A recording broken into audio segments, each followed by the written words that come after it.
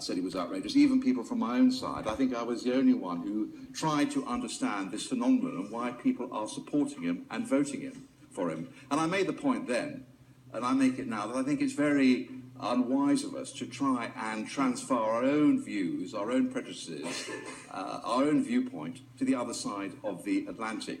I mean, most people here, for instance, think that I am on the far right of this political spectrum in this House. But here I am, a person who warmly supports gun control, who opposed the Iraq War, who relies entirely on the NHS. All these things would make me just an abomination in large parts of the Republican Party. So it's very foolish for us to lecture our Conservative colleagues on the other side of the Atlantic about what is the right or the improper nature of conservatism. Mr. Trump is not my sort of conservative. I really have nothing in common with him. But I will say that let's look at some of his comments. The charge of misogyny.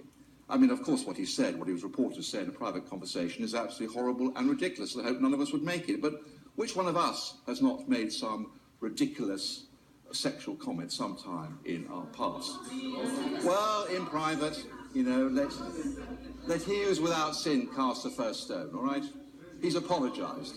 That's not really a reason to withdraw and well, I better give way because somebody is casting an intervention. I thank the Chair for letting me give way. I cast no aspersions, but is he seriously suggesting that it is a legitimate perspective and point of view that the comments made in public by Trump on a number of issues, including marriage equality for LGBT people, and in private, which were recorded and then broadcast on sexual abuse and attacking women, are a legitimate position, and he stands there and thinks it's acceptable to say in this chamber and say in this House that kind of position is acceptable? I said actually precisely the opposite. As far as I know, I've never spoken like that. No friends of mine have ever spoken like that. I completely deplore it and find it ridiculous to speak like that in private. All I'm saying is that most of us would actually be rather embarrassed if everything we'd ever said in private, in our past, was ever... I've given away twice. I think I better get on now. I knew this would be a difficult argument. It's easy to dodge it, but I think it's only fair that you have to make it. As regards this argument of racism, the fact is that I don't believe there's any proof that actually this travel ban is racist. Indonesia is the largest Muslim country in the world. There is no question of a travel ban on Indonesia. All these countries are riven by civil war. This travel ban builds on work done by President Obama. So to accuse the new President of the United States of racism, misogyny, and all the rest, I think is overstated. I knew these arguments would be difficult to make, but the fact is that there are 61 million American people who actually voted for Mr. Trump and support him, whether you like it or not, whether he fills you with complete rage. The fact is, he is there. He is the duly elected President of the United States. Our interests rely absolutely on trying to influence this man, to bring him over here, to tie him to our point of view. He would never get elected in this country. No, his views would have no traction in this country. He would never become the leader of the Conservative Party in this country. None of us would campaign along the lines that he has campaigned on. All of us disagree fundamentally with so many things that he has said. But he is there. He is elected. We have to work with him, and that is why it would be a disaster if this invitation was rescinded. Yeah. Well done. Very courageous. Wow.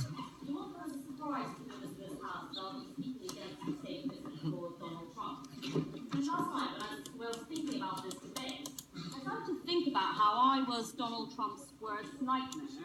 The daughter of a political asylum seeker, raised in a Muslim household, and maybe, worst of all, a woman with strong opinions. Somehow, I don't think I'll be on his Christmas card list this year. But joking aside, I recognise that he has been elected in the United States. I recognise that this debate has come off the back of an independent election. But this debate is about the nature of the government's response, our government's response to Donald Trump, and about whether we give him a royal welcome to our country, an individual who has already made thousands of British people in this country, including members of our own house, question whether they are still welcome in America. And I have two main reasons for talking against the state visit being granted to Donald Trump. The first is, what has he actually said and done? And what has he said to the Prime Minister of our country to warrant this state visit? Because in my opinion, a state visit should be granted, not expected. And the Honourable Member for Newport West has already made the point about how this does not happen because you've been in position for 7 days. Barack Obama waited 2.5 years before he was invited on a state visit. George W. Bush waited 3 years before he was invited on a state visit. Nixon and also George Bush Sr. were never given a state visit at all. My question is about what he's actually done, because in my opinion, all he's done since he's been president is, number one, insulted the press, number two, championed economic protectionism, and number three, he's tried to ban Muslims from entering the United States. Are these reasons why we should be granting him a state visit to our country? And secondly, a state visit is meant to be something which is celebrated, a celebratory event for people. Look at the millions of people who've signed a petition saying they do not want to give Donald Trump a state visit. Look at the thousands of people who marched along Whitehall and across the country saying they did not welcome Donald Trump on a state visit to this country. Listen carefully and you'll hear the thousands of people outside right now in this house, outside this house, saying they do not want Donald Trump to be coming into this country on a royal state visit. We have a duty to listen to these people, to give them a voice. And if people from the Trump administration are listening, this is not fake news. The people who are protesting outside, these are not alternative facts. These are real protests from British people who do not want to give him a royal visit.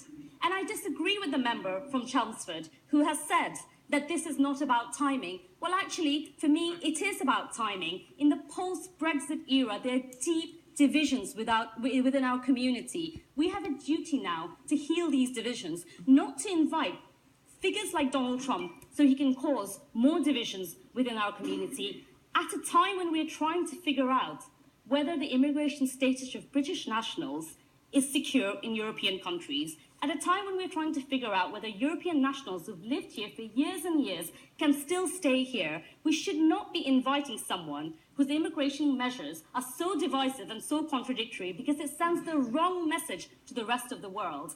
And I would ask honourable members opposite, in all good conscience, can you really lay out the red carpet for someone who has talked about grabbing women by the pussy? Can you really lay out the red carpet for someone who's insulted the LGBT community, branded Mexicans as rapists and murderers, insulted Jewish people, insulted disabled people? Is that what we really want to do? I don't have much time, so I'll just end on a final point. We will be judged. We will be judged by future generations about what we do when we pay a visit to Donald Trump and tell him to come here, because we as British people, we value respect, we value tolerance, we have mutual respect for each other. If we don't speak up in the face of injustice, if we don't challenge bigotry, then we are not serving ourselves, and we should not be inviting him to preach hatred and to spread his bigotry, his misogyny, and his division. Order, Mr. Martin Vickers.